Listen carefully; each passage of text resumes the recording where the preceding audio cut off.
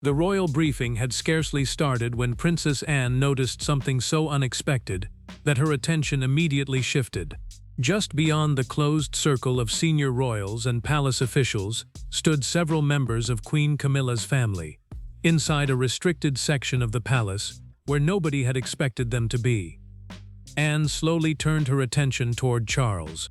A few seconds later, the king lifted his hand and brought the briefing to a halt, and demanded to know exactly who had authorized their presence. Before we go further into what this moment could mean for the royal family, make sure you subscribe so you do not miss the next update. Charles had called the meeting because the matters on the agenda went well beyond ordinary palace routine. The significance of the moment was not obvious at first, but everyone in that room could feel that something had shifted. It was the kind of detail that could appear insignificant on paper, and yet become enormous once questions of royal authority were involved. Those present included Anne, Prince William, Camilla, and senior officials responsible for decisions about household access, ceremonial planning, residential arrangements, and the line between family life and royal duty. A royal briefing, simply explained, is a closed working meeting where senior royals and officials discuss sensitive matters before decisions are put into action. That was precisely why the area beyond the adjoining doorway suddenly mattered. No extended relatives had appeared on the attendance list, and no ordinary visitors were supposed to be anywhere near the restricted section. Anne leaned slightly toward her brother and spoke in a low voice. "Why are they here?" Charles gave no immediate answer. His expression hardened. Then his hand rose to stop a senior aide in the middle of a sentence. Silence spread across the room. He said the briefing would go no further until someone explained who had approved the entry. Camilla became visibly still. The deeper problem was not emotion itself, but what could happen when emotion became attached to an official process. The significance of the moment was not obvious at first, but everyone in that room could feel that something had shifted. She understood that Anne was not simply objecting to a family visit. Anne was questioning whether private access had crossed an important boundary into official royal space, and whether someone had moved that boundary without telling the people at the table. It was the kind of detail that could appear insignificant on paper, and yet become enormous once questions of royal authority were involved. What looked like a small administrative decision was now being viewed through the much larger lens of responsibility. William remained silent, but his attention shifted from Charles to Anne as a palace official checked the internal entry list. The answer eventually came back with uncomfortable precision. Special access had been granted under a household authorization category, normally used for guests connected directly to the sovereign and queen. That wording mattered because the sovereign is the reigning monarch, and anything attached to that office can carry authority far greater than an ordinary invitation. Charles asked who had signed off on it. The official hesitated. Camilla looked toward the list. Anne did not. Then Anne studied the entry sheet again, and William saw the concerns settle across her face. The issue was no longer merely that Camilla's relatives had entered the palace. The problem was that someone had made their presence appear routine, expected, almost as though the system itself had been created to protect it. And once that possibility had been recognized, it could no longer simply be ignored. Nobody wanted to be the first person to say what everyone was already thinking. Charles had stopped one meeting, but Anne was already beginning to suspect that the real story had started long before anyone walked through that palace door. To an outsider, the dispute might have looked painfully straightforward. The deeper problem was not emotion itself, but what could happen when emotion became attached to an official process. The significance of the moment was not obvious at first, but everyone in that room could feel that something had shifted. Relatives had entered a palace, Anne objected, and Charles demanded answers. But within the royal family, there was almost nothing simple about that moment. It was the kind of detail that could appear insignificant on paper, and yet become enormous once questions of royal authority were involved. That distinction would become increasingly important as the palace examined what had happened. Camilla saw members of the family she loved. Anne saw an important institutional boundary becoming blurred. William saw a precedent forming that might one day become his responsibility. And Charles suddenly found himself caught between defending his wife and defending the rules surrounding his crown. Charles knew the danger was not only what had happened, but what it could appear to mean. What looked like a small administrative decision was now being viewed through the much larger lens of responsibility. The deeper problem was not emotion itself, but what could happen when emotion became attached to an official process. For years, Charles had tried to protect the private side of his marriage while making sure personal loyalty did not interfere with royal responsibility. Camilla's children and grandchildren were part of his family life. Yet, the palace was also a working institution where access could carry status, influence, and implied authority. The crown, put simply, means both the monarch and the official system of royal power surrounding that role. If private affection began influencing official privilege, even unintentionally, the line could become difficult to restore. That distinction would become increasingly important as the palace examined what had happened.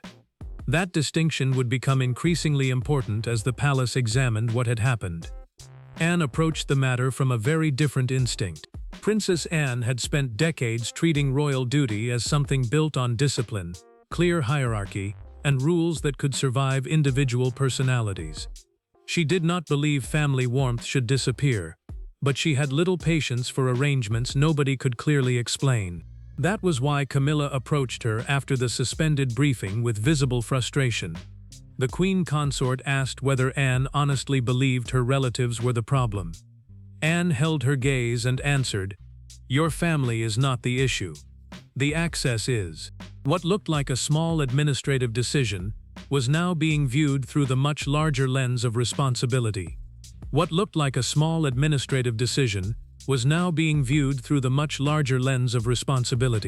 Camilla said nothing for a moment, but the hurt was obvious.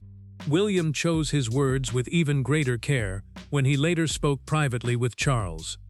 The prince told his father that whatever happened next could not depend on whether anyone personally trusted Camilla's family. A precedent, meaning an earlier decision that can influence how similar situations are handled later, could survive long after everyone involved had gone. William warned that if unexplained family privileges became normal now, a future sovereign might inherit expectations nobody had ever consciously approved. Charles listened without interrupting, because the future king was describing a problem much larger than one uncomfortable afternoon. And once that possibility had been recognized, it could no longer simply be ignored. The significance of the moment was not obvious at first, but everyone in that room could feel that something had shifted. Camilla then admitted something that sharpened the tension. She had known members of her family would be inside the palace that day, but she insisted she believed the visit had been properly cleared and completely separate from the confidential briefing. Charles turned toward a senior aide and asked whether he had personally approved the authorization. The answer came quietly. No. Someone within the Queen's household had used standing access procedures without seeking direct approval from the sovereign. Anne immediately asked the question nobody wanted to answer. Was this the first time? A heavy silence followed. It was the kind of detail that could appear insignificant on paper, and yet become enormous once questions of royal authority were involved. Nobody wanted to be the first person to say what everyone was already thinking. Charles looked toward his staff instead of Camilla, and in that instant, the entire crisis changed shape. The confrontation was no longer about one uncomfortable afternoon, because palace records were about to reveal the moment when an innocent family arrangement first became something far more consequential. Weeks before Charles ever stopped that briefing, there had been another gathering inside the palace, smaller, warmer, and apparently harmless. Camilla's family had joined her after a private dinner. Staff moved through the rooms without concern, and nobody publicly objected. But during that evening, one brief conversation created an informal arrangement that would later explode into the royal briefing crisis. Anne remembered it clearly because she had heard enough to know a boundary was being tested. Camilla had never wanted becoming queen to mean losing the people who had known her before royal life became so consuming. The deeper problem was not emotion itself, But what could happen when emotion became attached to an official process? And once that possibility had been recognized, it could no longer simply be ignored. Her children and grandchildren remained part of her private world. And Charles understood that completely. He had no desire to turn marriage into isolation. Yet the palace was not simply a home. Household channels, the internal staff systems used to arrange visits, rooms, security, and schedules, could turn a small convenience into something that looked far more official once it entered the system. Anne had already sensed that danger. Princess Anne had warned a courtier weeks earlier that repeated exceptions could become customs if nobody challenged them. She was not accusing Camilla's family of wrongdoing. She feared something quieter, that staff would become so used to helping them move through private areas that nobody would remember where the original limit had been. Camilla heard about Anne's concern and took it personally. To her, the criticism sounded less like caution and more like another reminder that her family would always be treated as outsiders. Then came the dinner that changed everything. The significance of the moment was not obvious at first, but everyone in that room could feel that something had shifted. What looked like a small administrative decision was now being viewed through the much larger lens of responsibility. 3 weeks before the suspended briefing, Camilla mentioned that visiting relatives were repeatedly being delayed at internal security points despite having planned invitations. A household official responded that a standing family access designation could solve the problem. A standing designation simply means ongoing permission entered into palace procedures, so the same approval does not need to be requested every time.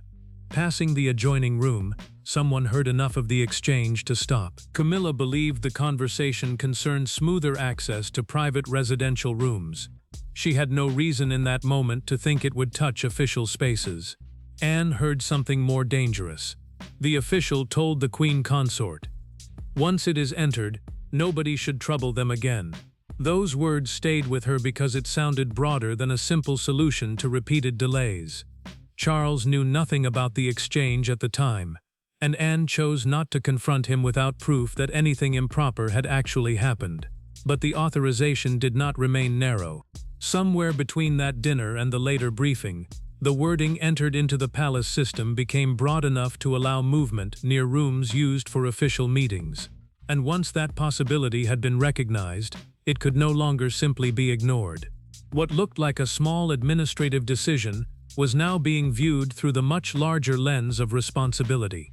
Whether that expansion came from carelessness or deliberate convenience was still unclear.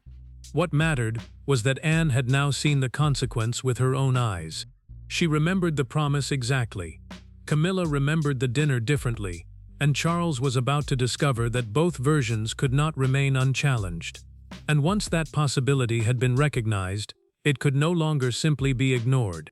That distinction would become increasingly important as the palace examined what had happened. That dinner had created the opening. But when Anne finally repeated those words in front of Camilla, private resentment would become an unavoidable royal confrontation. The door closed, leaving no aids between the two women. Princess Anne remained standing while Camilla faced her from across a small sitting room. Both women understood that this conversation had been postponed for years in one form or another. Anne did not accuse Camilla of deliberately plotting anything. That almost made the confrontation harder. She simply repeated the sentence she had overheard weeks earlier and asked whether the queen understood what had been created in her name. Charles had permitted the meeting because he wanted one thing stripped away before any decision was made: misunderstanding. The king believed Anne and Camilla needed to speak without officials shaping their words or protecting either woman from discomfort. At the center of the dispute was palace access, meaning the practical permission that decides who may enter private, working, or restricted royal areas. Anne made her position clear. She did not care that Camilla wanted her children and grandchildren close. She cared whether family affection had quietly become institutional privilege. Camilla's restraint finally began to break. The queen consort asked whether Anne would have reacted with the same force if the visitors had belonged to another branch of the royal family. Anne moved a chair aside, but did not sit. She answered that she would challenge anyone if private relationships began influencing official procedure. Camilla heard the words, but the wound beneath them was deeper. She told Anne she had spent years feeling that every comfort connected to her own family had to be defended as if it were somehow improper. Then her voice hardened. She would not apologize for loving them. Anne refused to retreat, but she changed the direction of the confrontation. She repeated the words she had heard after the dinner weeks earlier. According to her own documented recollection given to Charles afterward, the household official had told Camilla that once the special designation was entered, her relatives would no longer be questioned. The phrase hit differently now. Camilla's anger faded because she remembered asking only for smoother entry during planned family visits, not for freedom to move near confidential working areas. Camilla answered immediately.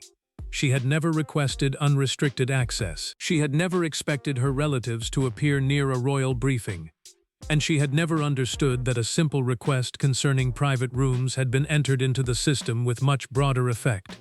Anne listened closely because for the first time the two women were no longer arguing about motives. They were comparing memories. Then the same name surfaced. Anne named the household official she had overheard that evening. Camilla named that person too. The atmosphere in the room changed instantly. Their personal tension had suddenly become secondary because attention was shifting toward the person who had quietly turned a family convenience into a royal privilege. Charles eventually returned to the briefing room carrying none of the warmth he had shown earlier that day. An access ledger had been placed before him along with the authorization trail that explained how Camilla's relatives reached the restricted corridor. The king read silently, reached the final entry, and set the papers down without speaking. William watched his father's face tighten. The troubling reality was becoming impossible to ignore. Palace authority had been exercised without the crown fully understanding how far it reached. The significance of what followed would soon become impossible to ignore. Charles read the authorization again, slower this time. Household officials could arrange practical entry for approved visitors, but sensitive working areas demanded tighter control because private residence and official royal business were never meant to blur into one another. A standing authorization, in simple terms, was an ongoing permission that could be recognized by palace staff without requiring fresh approval every time. The Queen's household had enough administrative authority to request such arrangements, but the entire system depended on exact wording. One careless change could turn convenience into privilege. William leaned closer when he saw the category attached to the entry. It referenced the household of their majesties, a formal phrase used for the king and queen together. That wording made the authorization look as though it carried direct royal approval. Even though Charles had never reviewed the expanded version, the monarch's frustration hardened. His name had not been written as a personal signature, but his authority had still been implied. William told him quietly that intent was no longer enough. If staff could create the appearance of sovereign approval simply because nobody challenged the process, then the system itself had become the problem. Charles asked for the earlier version. That answer changed everything. Records showed that the original request had been limited to scheduled family access in private residential areas.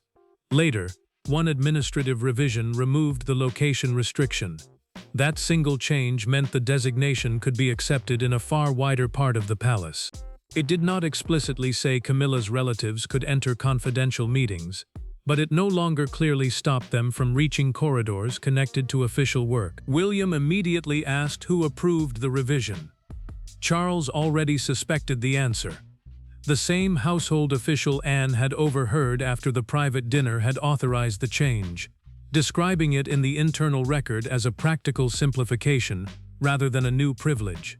That detail cut through the remaining doubt. A minor adjustment had been treated as routine, yet its effect had been anything but minor. Charles made his decision immediately. He ordered the designation suspended immediately and summoned the official responsible for a direct explanation. No further exceptional access would continue until the wording, authority, and responsibility behind it had been reviewed. Camilla learned about the suspension before Charles had spoken to her. For the first time, The queen consort understood that this was no longer an internal argument about procedure. Her family was already feeling the consequences. A technical line had been corrected, but the emotional damage was beginning. And Camilla would soon discover what royal accountability feels like when it reaches the people closest to you. The consequence arrived quietly, without ceremony. One of Camilla's relatives approached an internal palace checkpoint later that day, and was politely told that the standing family authorization had been suspended. No argument followed. No scene was created. Yet, when Camilla received the message, she sat motionless beside a small table, realizing that a decision made to protect the institution had landed directly on the people she loved, and that Charles himself had authorized it. Charles had already ordered every exceptional access arrangement connected to her extended family temporarily removed, while the household rules were reviewed. Future visits would have to be scheduled individually and limited to approved private areas. That mattered because the change did more than tighten security. It publicly restored the distinction between family guest and royal participant. The halted briefing was also reconvened under stricter attendance procedures. A clear signal that the king intended to correct the boundary rather than quietly allow everyone to forget why the meeting had stopped. Camilla felt the cost almost immediately. The queen consort received a call from a relative who had just been turned back from an internal checkpoint after assuming the previous arrangement still applied. She listened without interrupting, offered only a few quiet words, then ended the conversation. An aide remained nearby, waiting for instruction. Camilla asked to be left alone. The humiliation was not merely that access had disappeared. It was that the people closest to her now looked as if they had enjoyed something improper, even though they had believed the permission was legitimate. Charles entered later, knowing the conversation would hurt. Camilla told him she accepted the need for rules, but she hated what the suspension suggested about her family. The king answered that the fault belonged to the people who had created or expanded the authorization, not to relatives who had used it in good faith. She understood his logic, but logic did not soften the sting. For the first time, the crisis had reached beyond palace procedure and into their marriage. When Anne heard about the suspension and refused to treat it as a victory, Princess Anne told William that if Camilla had never requested broad access, then humiliating her family would solve nothing. William agreed. He had already begun thinking beyond the immediate scandal. A rule aimed only at the queen consort's relatives would look like punishment, not reform. William then offered the solution that changed the direction of the entire crisis. He proposed one palace-wide standard for the private relatives of every senior royal, including his own. No family should receive automatic privilege simply because of personal closeness to the crown. Anne looked at him differently after that. William's answer could finally remove it. What began as Anne's objection to one family was about to become something far larger. A test of whether the future king was willing to place his own household under the same limits. William entered without a private secretary, and Camilla dismissed her aide before he sat down. For once, there would be no official wording, no access lists, and no courtier deciding what either of them meant. Camilla expected criticism. Instead, William told her he wanted the new rules to apply to everyone, including Catherine's family, and eventually his children's private circles. The statement changed the emotional balance of the entire crisis. William believed the only lasting answer was consistency. The prince wanted a clear distinction between royal relatives, private family guests, and people carrying out official duties. Institutional access, in simple terms, meant permission connected to the working machinery of the monarchy, rather than ordinary family life. That distinction mattered, because one unclear privilege could easily become a future expectation. William knew that if the rule depended on who was liked, trusted, or married into the family, then the same argument would return again under another reign. Camilla listened, but her fear ran deeper than procedure. The queen consort worried that the entire scandal would confirm an old suspicion surrounding her relatives, that they were outsiders benefiting from her marriage to Charles. She told William they had never created the disputed authorization and had never asked to be treated as part of the royal institution. Then she asked the question she had been avoiding. Did he personally believe she had crossed a line? William paused before answering. He told her he believed she had trusted a system that failed to explain what was being done in her name. That was different from deliberately seeking special privilege. He then went further. The Middleton family, he said, should be subject to exactly the same standard. So should every private connection surrounding his own household in the future. Camilla looked at him differently after that. He was not isolating her. He was placing his own family under the same restraint. Camilla made her decision. She agreed to give up any remaining informal family access arrangements attached to her household and ask that future invitations clearly state whether someone was entering as a private guest or an official participant. The reform would hurt less, she believed, if nobody could pretend it had been designed only for her. William later took the proposal to Princess Anne. She approved immediately but added one condition. Charles had to own the decision himself. Anne warned that if the change appeared to come only from her or William, the public could interpret it as punishment aimed at Camilla rather than a rule protecting everyone. Charles accepted that argument. The king began preparing a household directive that would apply across senior royal families without exception. Then the crisis escaped the palace. The family had finally found common ground behind closed doors, just as the world outside those doors discovered enough of the story to turn a private correction into a public royal storm. By the following morning, the private confrontation was no longer private. The image dominating public discussion was brutally simple. A king had stopped his own royal briefing after Princess Anne challenged the unexplained presence of Camilla's relatives inside the palace. Commentators immediately divided over what it meant. Was this favoritism exposed or proof that the monarchy could still police itself? Then one scene outside Buckingham Palace captured the public mood more clearly than hours of debate ever could. Camilla sat with Charles as the headlines repeated her family's name again and again. The Queen Consort had expected criticism of palace procedure, but not the feeling that her children had become symbols in a national argument they had never chosen to enter.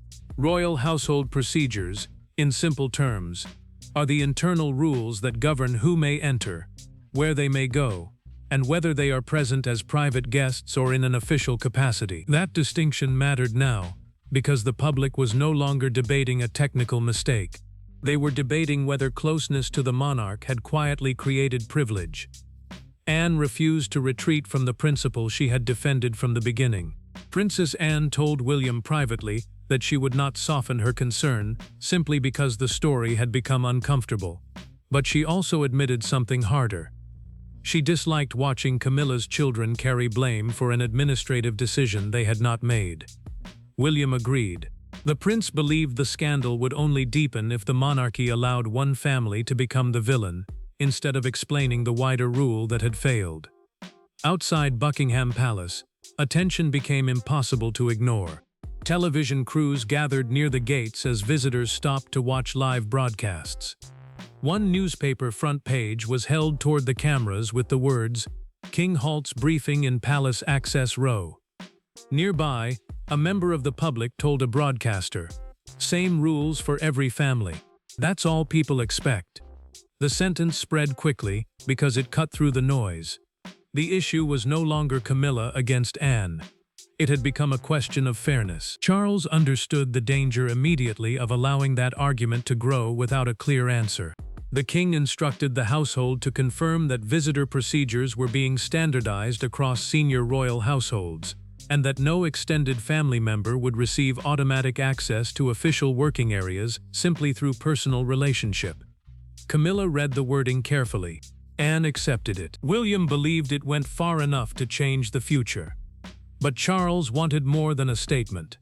He called Anne, Camilla, and William together one final time. The public had made its demand for fairness unmistakably clear. But the decisive verdict would come inside the same palace, where one raised hand had stopped everything. Charles looked across the room at the three people who had carried the crisis from beginning to end. Anne, who noticed the breach, Camilla, whose family became trapped inside it, and William, who insisted the solution could not punish one household while protecting another. There would be no more investigation to hide behind, and no more ambiguity to preserve. The king had reached his verdict, and this time, everyone in the room understood exactly where the boundary would stand. Charles approved one unified access policy for every senior royal household. Extended relatives could still be welcomed as private guests, but family connection alone would no longer create standing permission to enter restricted working areas or appear near confidential royal business. A unified access policy, in plain terms, meant the same visitor rules would apply across the monarchy instead of changing from household to household. That mattered because the crisis had exposed something dangerous when personal relationships and official authority became blurred. Even innocent arrangements could begin to look like privilege. Camilla listened as the king made clear that the rule would not single out her family. Catherine's relatives, Anne's family, William's private connections, and every other extended royal circle would face the same limits. The queen consort accepted the decision, but she asked for one thing in return. Her children should no longer be treated as symbols of misconduct when they had simply used access they believed had been properly approved. Charles agreed. He told her directly that they should never have been made to feel accused for a mistake created inside the system. Anne then turned toward Camilla and ended the personal conflict between them. Princess Anne said she had never believed the Queen's family was the enemy. Her objection had always been to a privilege nobody could properly explain. Camilla answered without anger. She admitted Anne had been right to question it, even if the way the truth emerged had been painful for the first time since the briefing stopped. Neither woman needed to defend herself. Charles made the accountability final. The household official who had broadened the original authorization was permanently removed from visitor access responsibilities, and the old standing designation was abolished completely rather than merely suspended. No hidden exception remained. No vague wording survived. Then the king returned to the same briefing room where the crisis had begun. The attendance list was clear. Anne was there. Camilla was there. William was there. Charles placed his hand on the table and told the room to begin. That was the real verdict. Camilla had not been defeated, and Anne had not won. William had turned a family dispute into a universal standard, while Charles proved that protecting his wife did not require protecting an unclear privilege. The monarchy had chosen one rule over personal preference, and the boundary that had once been uncertain was finally unmistakable.